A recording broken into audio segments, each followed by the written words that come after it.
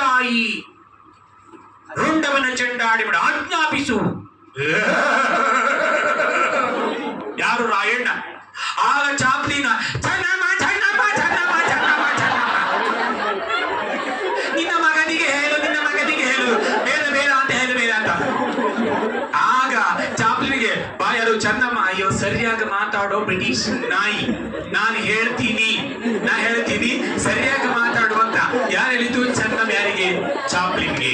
ಆಗ ಚಾಪ್ಲಿನ್ ಆಗ ಹೇಳಿದ್ಲು, ಮಗ ರಾಯಣ್ಣ ಶಾಂತನಾಗು ಅಂತೇಳಿ ಕಕ್ಕಿನ ತೆಗೆದು ಹಿಂಗ್ ಹಾಕೊಂಡು ನಿಂತ್ಕೊಂಡ. ಮತ್ತು ತ್ಯಾಕರೆ ಮಾತಾಡ್ಲಿಕ್ಕೆ ಸ್ಟಾರ್ಟ್ ಮಾಡ್ಕೊಂಡ. ಅತಿ ಆಯ್ತು ಚೆನ್ನಮ್ಮ ನಿಂದು, ಈ ಕಡೆ ಇವನು ಬರ್ತಾನ, ಈ ಕಡೆ ಇವನು ಬರ್ತಾನ, ಇಬ್ಬರು ಇಟ್ಕೊಂಡೇನು ಆಟ ಆಡ್ತೀಯ ನಿನಗ, ಅತಿ ಆಯ್ತು ಅಂದ ತಕ್ಷಣ ಬಾಳಪ್ಪ ಗೌಡನಿಗಂತ ಎಲ್ಲಿಂದ ಕಾಣಿಸಿಟ್ಟು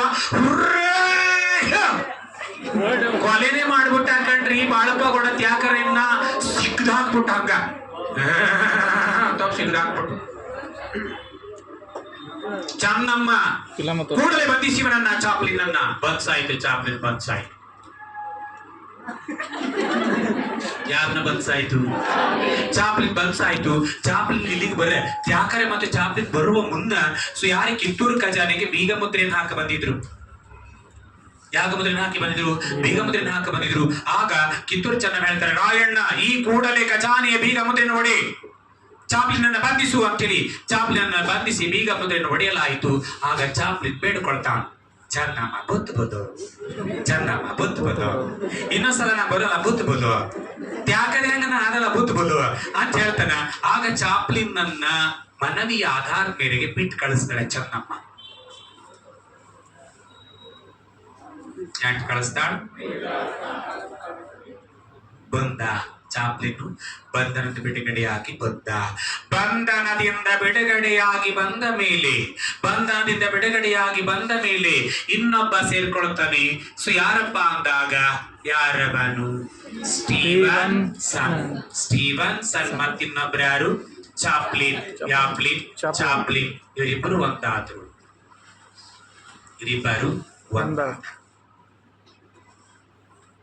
ಹೀಗಿರುವಾಗ ಇವರಿಬ್ಬರಿಗೆ ಕಿತ್ತೂರು ಪ್ರಾಂತ್ಯದ ರಾಣಿಯ ಶತ್ರುಗಳು ಯಾರು? ಮಲ್ಲಪ್ಪ ಶೆಟ್ಟಿ ಮತ್ತು ವೆಂಕನಗೌಡ ಇಬ್ಬರು ಕೂಡ ಇವರ ಪರ ನಿಂತುಕೊಂಡರು. ಯಾರ ಪರ? ಸ್ಟೀವನ್ಸನ್ ಮತ್ತು ಚಾಪ್ಲಿನ್ ಪರ ನಿಂತವರಾರು? ಮಲ್ಲಪ್ಪ ಶೆಟ್ಟಿ ಮತ್ತು ವೆಂಕನಗೌಡ ನಿಂತುಬಿಟ್ಟು ರಾಣಿ ಚೆನ್ನಮ್ಮಳ ವಿರುದ್ಧ ಸಹಾಯವನ್ನು ನಾವು ನಿಮಗೆ ಮಾಡ್ತೇವೆ ಬರ್ರಿ ಅಂತ ಹೇಳಿ ನಿಂತುಕೊಂಡ್ರು. ಇವರ ಪರ ನಿಂತುಕೊಂಡ ಆ ಕ್ಷಣ ಚಾಪ್ಲಿನ್ ಮತ್ತು ಸ್ಟೀವನ್ಸನ್ ಇಬ್ಬರು ಕೂಡ ಏನ್ ಸಂಘಟಿಸ್ತಾ ಇದ್ದಾರೆ ಅಂದಾಗ ಸೇನೆ ಯಾರ್ಯಾರೊಂದಿಗೆ ಅಂದಾಗ ಮರಾಠರನ್ನು ಕಟ್ಟಿಕೊಂಡಿದ್ದಾರೆ. ಮರಾಠ ಕಟ್ಟಿಕೊಂಡಿದ್ದಾರೆ. ಯಾವ್ದ್ರ ನಿಜಾಮ ಹೈನಿಜಾಮ ಇವ್ರ ಹಕ್ಕ ಎಲ್ಲ ಕಡೆ ಹೈನಿಜಾಮ, ಮರಾಠ ಸೇನೆ ಮತ್ತು ವೆಂಕನಗೌಡ ಮಲ್ಲಪ್ಪ ಶೆಟ್ಟಿಯ ಸಹಾಯದಿಂದ ದೊಡ್ಡ ಪ್ರಮಾಣದಲ್ಲಿ ಸೇನೆಯನ್ನು ಸಂಘಟಿಸ್ತಾರೆ. ಯಾರು? ಸ್ಟೀವನ್ಸನ್ ಮತ್ತು ಚಾಪ್ಲಿನ್. ಸೊ ಇದು ರಾಣಿ ಗೊತ್ತಾಗಿದೆ. ಸೊ ಇಷ್ಟು ಮಟ್ಟಕ್ಕೆ ಒಂದಾಗಿದ್ದಾರೆ, ನಮ್ಮ ವಿರುದ್ಧ ಹೋರಾಟ ಮಾಡ್ಲಿಕ್ಕೆ ಅಂತೇಳಿ ಚೆನ್ನಮ್ಮ ಹೇಳ್ತಾ ಇದ್ದಾರೆ. ಸೊ ಮಗ ರಾಯಣ್ಣ ಈ ಕೂಡ ನೀನು ಕೂಡ ಸೇನೆಯನ್ನು ಮಾಡು, ಸಿದ್ಧಗೊಳಿಸು. ಈ ಕೂಡಲೇ ಬ್ರಿಟಿಷರ ವಿರುದ್ಧ ಯುದ್ಧವನ್ನು ಸಾರಬೇಕಾಗಿದೆ ಅಂತ ಹೇಳ್ತಾಳೆ. ಆಗ ಸಂಗೊಳ್ಳಿ ರಾಯಣ್ಣ, ಬಾಳಪ್ಪ ಗೌಡ, ಗುರುಸಿದ್ದಪ್ಪ, ಸಂಗೊಳ್ಳಿ ರಾಯಣ್ಣ, ಬಾಳಪ್ಪ ಗೌಡರ ನೇತೃತ್ವದಲ್ಲಿ ಸೊ ಯಾರೊಂದಾಗ ರಾಣಿ ಚೆನ್ನಮ್ಮ ಬ್ರಿಟಿಷರ ವಿರುದ್ಧ ಯುದ್ಧಕ್ಕೆ ಅಥವಾ ಬಂಡಾಯ ಕೇಳುತ್ತಾಳೆ. ಆ ಬಂಡಾಯವೇ ಕಿತ್ತೂರು ಬಂಡಾಯ 1824. ಈ ಬಂಡಾಯ ಕಿತ್ತೂರು ರಾಣಿ ಚೆನ್ನಮ್ಮ, ಸಂಗೊಳ್ಳಿ ರಾಯಣ್ಣ, ಗುರುಸಿದ್ದಪ್ಪ, ಬಾಳಪ್ಪ ಗೌಡ ಅಂತಕ್ಕಂಥ ಒಂದು ಬಣ, ಚಾಪ್ಲಿನ್ ಅಂತಕ್ಕಂಥ ಒಂದು ಬಣ, ಜೊತೆಗೆ ಮರಾಠರು ಮತ್ತು ಹೈನಿಜಾಮ ಇವರು ಹಿಂದೆ ಇದ್ದಾರೆ. ಹಿಂದೆ ಇವರಿಲ್ಲ. ಮಲ್ಲಪ್ಪ ಶೆಟ್ಟಿ ಮತ್ತು ವೆಂಕನಗೌಡ ಮುಂದೆ ಬಂದಿಲ್ಲ, ಹಿಂದೆ ಇದ್ದಾರೆ. ಸೊ ಅವರ ಸೇನೆಯನ್ನು ಕಟ್ಟಿಕೊಂಡು 1824 ಕಿತ್ತೂರು ಬಂಡಾಯ ಆರಂಭವಾಗಿಬಿಡುತ್ತದೆ. ಈ ಬಂಡಾಯದಲ್ಲಿ ರಾಯಣ್ಣ, ಗುರುಸಿದ್ದಪ್ಪ, ಬಾಳಪ್ಪ ಗೌಡರ ನೆರವಿನಿಂದ ಚೆನ್ನಮ್ಮ ಮೊದಲ ಹಂತದಲ್ಲಿ ಏನು ಗಳಿಸಿದಾಳು? ಜಯ ಹರ ಹರ ಮಹಾದೇವ್. ಯಾರ ಯಾರ ಮಹಾದೇವ್, ಹರ ಹರ ಹರ ಮಹಾದೇವ್ ಅಂತಕ್ಕಂಥ ಘೋಷಣೆಗಳನ್ನ ಕೂಗುತ್ತಾ ಸೊ ಯಾರು ಕಿತ್ತೂರು ಪ್ರಾಂತ ಏನು ಗಳಿಸ್ತು? ಜಯ ಗಳಿಸ್ತು. ಜಯ ಗಳಿಸಿದ ಈ ಸಂದರ್ಭದಲ್ಲಿ ಸ್ಟೀವನ್ಸನ್ ನೇತೃತ್ವದ ಸೇನೆ ಏನ್ ಮಾಡ್ತಪ್ಪ ಅಂದಾಗ ಇವರು ವಿಜಯದ ಉನ್ಮಾದದಲ್ಲಿ ಘೋಷಣೆ ಕೂಗ್ತಾ ಇದ್ದಾರೆ. ಹರ ಹರ ಮಹಾದೇವ್, ಹರ ಹರ ಮಹಾದೇವ್, ಹರ ಹರ ಮಹಾದೇವ್ ಎಂಬ ಜಯಘೋಷಣೆಯನ್ನು ಕೂಗುತ್ತಾ ಇದ್ದಾರೆ. ಆ ಜಯಘೋಷಣೆಯನ್ನು ಕೂಗುತ್ತಲೇ ಇರುವಾಗ ಈ ಸೇನೆ ಮತ್ತೊಮ್ಮೆ ಹಠಾತ್ ದಾಳಿ ಮಾಡಿಬಿಡ್ತದೆ. ಹಠಾತ್ ದಾಳಿ ಮಾಡಿದಾಗ ಅದನ್ನು ಗಮನಿಸಿದವಳು ಯಾರಪ್ಪ ಅಂದಾಗ ರಾಣಿ ಚೆನ್ನಮ್ಮ, ಮಗ ರಾಯಣ್ಣ, ಗುರುಸಿದ್ದಪ್ಪ ಬಾಳಪ್ಪ ಗೌಡ ಅಟಾಕ್ ಅಂತ ಹೇಳ್ತಾಳೆ. ಇಂಗ್ಲಿಷ್ ಬರ್ತಿದ್ದಿಲ್ಲ, ಆಕ್ರಮಣ ಅಂತ ಹೇಳ್ತಾ. ಯಾಕ್ರಮಣ? ಆಕ್ರಮಣ ಅಂತ ಹೇಳ್ತಾಳೆ. ಆಕ್ರಮಣ ಇವರು ಮಾಡಿದ್ರು, ಇವರು ಆಕ್ರಮಣ ಮಾಡಿದ್ರು. ಇಬ್ಬರು ಕೂಡ ಪರಸ್ಪರ ಚಟಕೆ ಚಟಕೆ ಚಟಕೆ ಚಟಕೆ ಚಟಕೆ ದಿಗ್ದಿಗ್ಗಂತ ಯುದ್ಧ ನಡೀತಾ ಇದೆ. ಯುದ್ಧ ನಡೀತಾ ಇರ್ತಕ್ಕಂಥ ಸಂದರ್ಭದಲ್ಲಿ ಇವರು ಯಾವ ಪಡಿಯನ್ನ ಪ್ರಯೋಗಿಸಿದ್ರಪ್ಪ ಅಂದಾಗ ಫಿರಂಗಿ ಪಡಿಯನ್ನ ಪ್ರಯೋಗಿಸಿಬಿಟ್ರು. ಎರಗಿ ಪಡೆ, ಫಿರಂಗಿ ಪಡೆಯನ್ನು ಪ್ರಯೋಗಿಸ್ಬಿಟ್ರು. ಯಾರು ಪ್ರಯೋಗಿಸಿದ್ದು? ಯಾರ್ದಾಗ? ಬ್ರಿಟಿಷ್ ಕಡೆ ಫಿರಂಗಿ ಪಡೆ ಸೊ ಪ್ರಯೋಗಿಸ್ಬಿಟ್ರು. ಈ ಫಿರಂಗಿ ಪಡೆಯಿಂದ ಧಮ್ ಧಮ್ ಧಮ್ ಧಮ್ ಧಮ್ ಧಮ್ ಅಂತೇಳಿ ಸಿಡಿಮದ್ದುಗಳು ಸಿಡಿತಾ ಇದ್ದಾವೆ. ರಾಯಣ್ಣನನ್ನು ಆದೇಶಿಸ್ತಾರೆ, ರಾಯಣ್ಣ ಸಿಡಿಮದ್ದುಗಳ ಬಳಕೆ ಮಾಡು ಹೇಳು ಅಂತ ಹೇಳಿ ಎಲ್ಲರೂ ಸಿಡಿಮದ್ದುಗಳನ್ನ ತಂದು ಬಳಕೆ ಮಾಡ್ಲಿಕ್ಕೆ ಮದ್ದನ್ನ ಹಚ್ಚಿ ನೋಡ್ತಾ ಇದ್ದಾರೆ. ಯಾವ ಸಿಡಿಮದ್ದುಗಳು ಸಿಡಿತಾ ಇಲ್ಲ.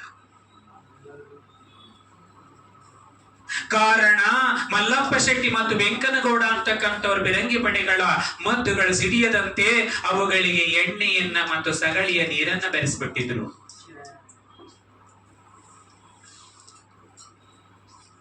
ಯಾವಾಗ ಎಣ್ಣೆ ಮತ್ತು ಸಗಳಿ ನೀರನ್ನು ಬೆರೆಸ್ಬಿಟ್ರು ಮಲ್ಲಪ್ಪ ಶೆಟ್ಟಿ, ವೆಂಕನಗೌಡ ಅಂತಕ್ಕಂಥವ್ರು ಇವರ ಫಿರಂಗಿ ಪಡೆಗಳು ಒಂದು ಸಿಡಿತಾ ಇಲ್ಲ. ಮದ್ದುಗಳೆಲ್ಲವೂ ಕೂಡ ತೀವ್ರಭರಿತವಾಗಿರ್ತಕ್ಕಂಥವು. ಈ ಫಿರಂಗಿಗಳು ಪ್ರಬಲವಾಗಿ ಧಾಕ್ ಧಾಕ್ ಧಾಕ್ ಧಾಕ್ ಅಂತ ಬರ್ತಾವೆ. ಈ ಧಕ್ ಧಕ್ ಅಂತೇಳಿ ಬಂದಿರ್ತಕ್ಕಂಥ ಈ ಸಂದರ್ಭದಲ್ಲಿ ಸೇನೆ ದಿಕ್ಕಾಪಾಲಾಗಿ ಓಡ್ತಾ ಇದೆ. ರಾಣಿ ಚೆನ್ನಮ್ಮ ಒಬ್ಬಟ್ಟಿಯಾಗಿ ಯುದ್ಧ ಭೂಮಿಯಲ್ಲಿ ನಿಂತಿದ್ದಾಳೆ. ಹೋರಾಟ ಮಾಡಿ ವೀರಾವೇಶದ ಹೋರಾಟ ಮಾಡ್ತಾ ಇದ್ದಾಳೆ.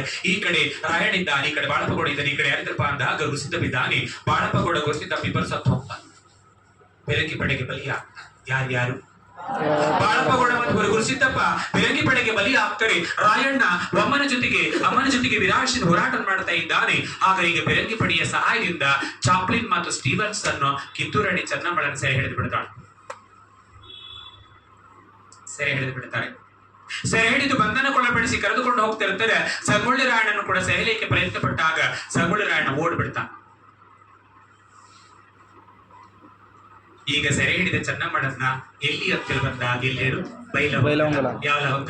ಬೈಲಹೊಂಗಲದ ಸೆರೆಮನೆಯಲ್ಲಿ ಏನ್ ಮಾಡಾಯ್ತಪ್ಪ ಅಂದಾಗ ಯಾವ್ದನ ಬಂದಾನ.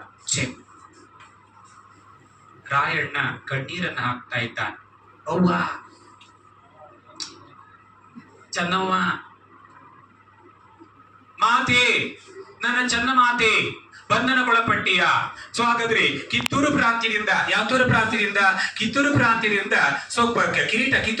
ಕಿರೀಟವಾಗಿರ್ತಕ್ಕಂಥ ನನ್ನ ಮಾತೆ ಬಂಧನಕ್ಕೊಳಪಟ್ಟಳಲ್ಲ ಅಂತ ಹೇಳಿ ಕಿತ್ತೂರು ರಾಣಿ ಚೆನ್ನಮ್ಮ ಬಂಧನಕ್ಕೊಳಬಾದ ಮೇಲೆ ಕಿತ್ತೂರು ಪ್ರಾಂತ್ಯವನ್ನ ಬ್ರಿಟಿಷರಿಂದ ಮತ್ತೆ ವಶಪಡಿಸಿಕೊಂಡು ನನ್ನ ರಾಣಿಯನ್ನ ಬಂಧನದಲ್ಲಿ ಬೆಳೆಸಬೇಕು ಅಂತ ಹೇಳಿ ಸಂಗೊಳ್ಳಿ ರಾಯಣ್ಣ ಸೇನೆಯನ್ನ ಪುನರ್ಸಂಘಟನೆ ಮಾಡ್ತಾ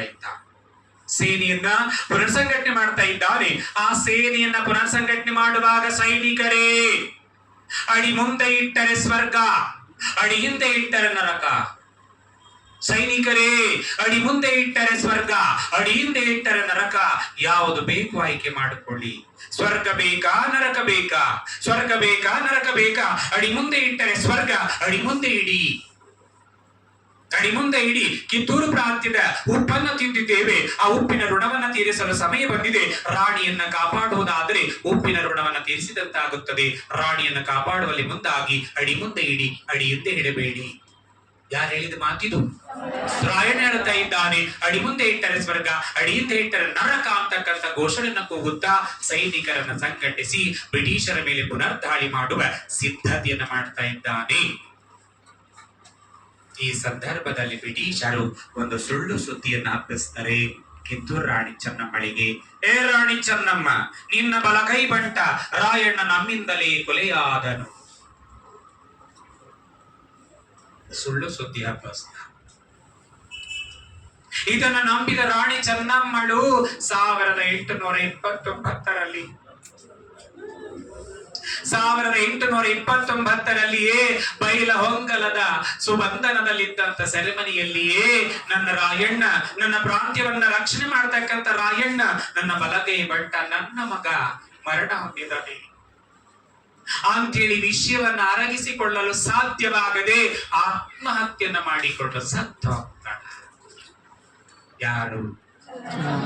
ರಾಣಿ ಚೆನ್ನಮ್ಮ. ವಿಷಯ ರಾಯಣನಿಗೆ ಗೊತ್ತಾಗ್ತದೆ. ಅವ್ವಾ,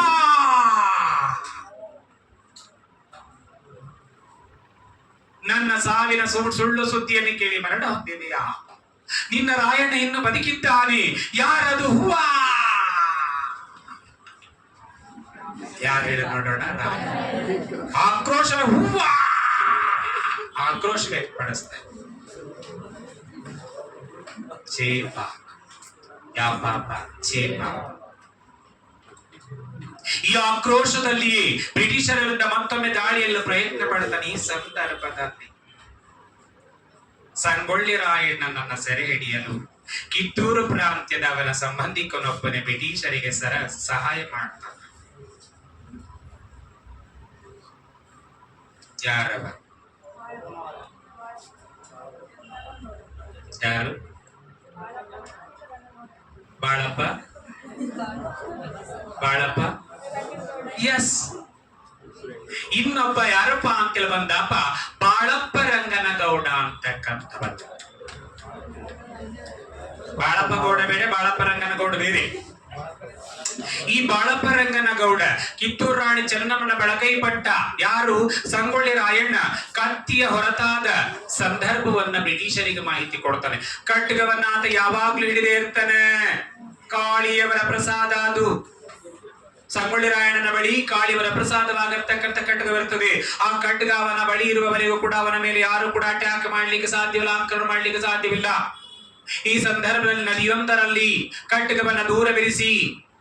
ಖಡ್ಗವನ್ನ ದೂರವಿರಿಸಿ ಸ್ವಸ್ನಾನಕ್ಕೆಂದು ನದಿಗಿಳಿದಿರ್ತಾನೆ. ಜಳಕಕ್ಕೆ ನದಿಗಿಳಿದಿದ್ದ ಸಂದರ್ಭದಲ್ಲಿ ಬಾಳಪ್ಪ ರಂಗನಗೌಡನ ಸಂಬಂಧಿ. ಯಾರ ಸಂಬಂಧಿ? ರಾಯಣ್ಣನ ಸಂಬಂಧಿ. ರಾಯಣ್ಣನ ಸಂಬಂಧಿ ಆಗಿರ್ತಕ್ಕಂಥ ಬಾಳಪ್ಪ ರಂಗನಗೌಡ ಅಂತಕ್ಕಂಥ ಬ್ರಿಟಿಷರಿಗೆ ಮಾಹಿತಿಯನ್ನು ಕೊಟ್ಟು ಬಿಡ್ತಾನೆ. ಖಡ್ಗ ಸುಧಾರಿಯಲ್ಲದ ನಿಶಸ್ತ್ರನಾಗಿರ್ತಕ್ಕಂತಹ ಯಾರ ಮೇಲೆ? ಸಂಗೊಳ್ಳಿ ರಾಯಣ್ಣನ ಮೇಲೆ ಬ್ರಿಟಿಷರು ಹಠಾತ್ ದಾಳಿ ಮಾಡಿ ಅವನನ್ನು ಕೂಡ ಸೆರೆ ಹಿಡಿದು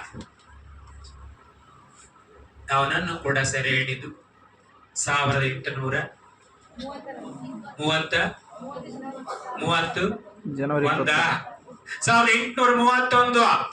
ಯಾವ ತಿಂಗಳು? ಜನವರಿ 26. ಎಲ್ಲಿ? ನಂದಗಡ. ಯಾವ ತಾಲೂಕು? ಖಾನಾಪುರ. ಬೆಳಗಾವಿ ಜಿಲ್ಲೆ ಖಾನಾಪುರ ತಾಲೂಕಿನ ನಂದಗಡದಲ್ಲಿ 1931 ಜನವರಿ 26ರಲ್ಲಿ ಬಹಿರಂಗ ಜನ ಕಿಕ್ಕಿರಿದು ನಿಂತಿದ್ದಾರೆ. ಇಡೀ ಜನರ ಕಿತ್ತೂರಿನ ಜನತೆ ಕಿಕ್ಕಿರಿದು ನಿಂತಿದ್ದಾರೆ. ಆ ಕಿಕ್ಕಿರಿದು ನಿಂತಿರುವ ಜನತೆಯ ಮುಂದೆ ನಂದಗಡದಲ್ಲಿ 1931 ಜನವರಿ 26ರಲ್ಲಿ ಸಂಗೊಳ್ಳಿ ರಾಯಣ್ಣನನ್ನ ಬಹಿರಂಗವಾಗಿ ಏನು ತಾಯಿಯಲ್ಲೇ ಇರ್ತಾಳೆ. ರಾಯಣ್ಣನ ತಾಯಿ ಅಲ್ಲೇ ಇದ್ದಾಳೆ.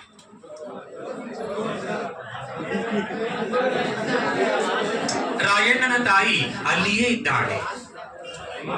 ಕ್ಲೈಮ್ಯಾಕ್ಸ್